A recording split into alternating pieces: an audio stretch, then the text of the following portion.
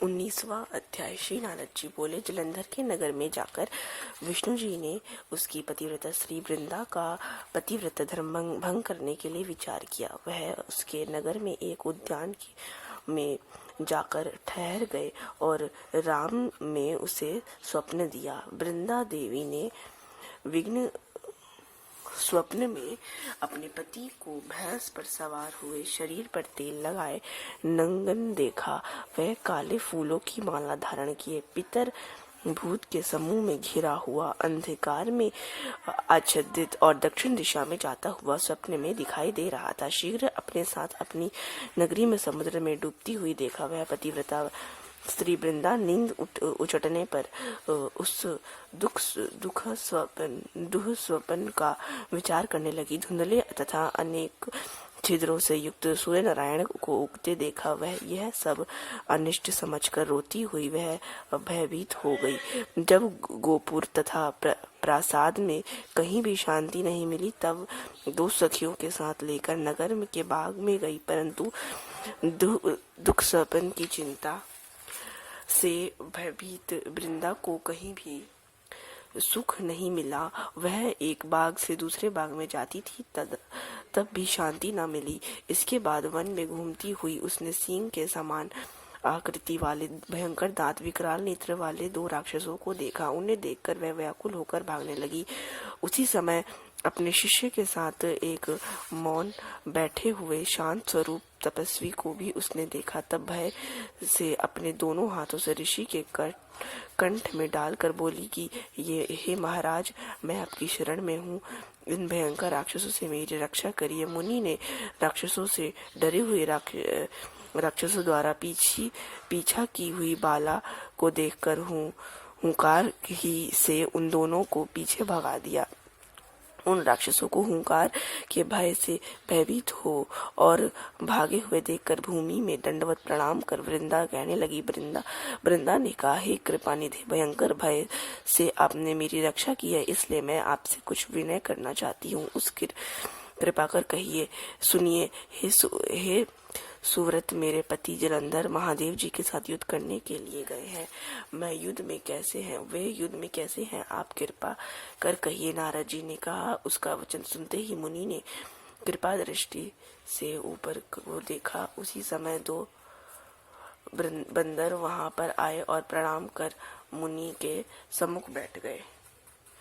तब वे दोनों बंदर मुनि की भ्रिकुटी का संकेत पाकर आकाशमंडल में उड़ गए और क्षण भर में ही लौटकर मुनि के सामने प्रणाम कर बैठ गए। दोनों बंदरों के साथ में मृत जलंधर का सिर सहित धड़ देखकर वह पति विनाश के दुख से मूर्छित होकर पृथ्वी पर गिर पड़ी। मुनि ने वृंदा के ऊपर कमंडलू का जल छिड़क कर चेत किया। फिर वृंदा दीन भाव से अपने पति के मस्तक में अपना मस्तक मिलाकर रोने लगी। वृंदा ने कहा, हे प्रभु, आप पहले मधुर आलाप से मुझे प्रसन्न रखते थे, परंतु आज मुझे निरपराधिनी दासी से क्यों नहीं बोलते।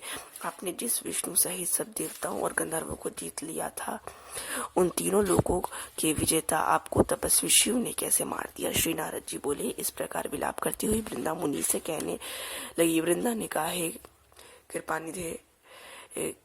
कृपानिधे, हे मुनीश्वर, मेरे प्रिय पति को आप जीवन दान दीजिए। हे मुनि, मेरा यह मत है कि आप ही मेरे मृत पति के जीवन दाता है। श्री नारद जी बोले। उसका ऐसा वचन सुनकर हंसते हुए मुनि ने कहा, यह तेरा पति महादेव जी के हाथ से युद्ध में मारा गया है, अतः कोई भी जिलाने में समर्थ नहीं हो सकता। तब भी तुम्हारे ऊपर कृपा कर इसको मैं जीवन दान देता हूँ। ये सुनकर मुनि अंतर्ध्यान हो गए। तब जलंधर जीवित हो वृंदा को आलिंगन कर प्रेम पूर्वक उसके मुख पर चुंबन करने लगा। तब वृंदा भी अपने पति को देखकर अत्यंत प्रसन्न होती हुई उसी वन में जलंधर के साथ बहुत दिनों तक विहार करने लगी। नारद जी ने कहा, एक समय सहवास के अंत में उसको ज्ञान हुआ कि ये विष्णु है। यह जानकर फटकारती हुई क्रोधित वृंदा बोली, हे हरे, पराई स्त्री के साथ रमण करने वाले, आपको धिक्कार है। मैंने भली भांति समझ लिया कि आप मायावी तपस्वी थे। वे दोनों माया के राक्षस जो आपने पहले दिखाए थे, वे ही दोनों राक्षस होकर तुम्हारी स्त्री को हरेंगे। स्वयं तुम भार्या के दुख भार्या के दुख होकर वन में बंदरों की सहायता लोगे और समस्त संसार के स्वामी होते हुए भी तुम वन्य स्त्री के वियोग में घूमते फिरोगे और यह जो तुम्हारा शिष्य बना हुआ यह मृग्य होगा। ऐसा कहकर वृंदा ने विष्णु भगवान के बारंबार रोकने पर भी अग्नि में प्रवेश किया। तब विष्णु भगवान ने बाबा वृंदा का ही स्मरण करते हुए अपनी चिता की भस्म तथा धूलि को शरीर से में लगाते हुए वहीं व्याकुल होकर पड़े रहे। देवताओं, सिद्धों तथा मुनियों के बहुत समझाने पर भी उनको कुछ भी शांति न हुई। बोलो विष्णु भगवान की जय।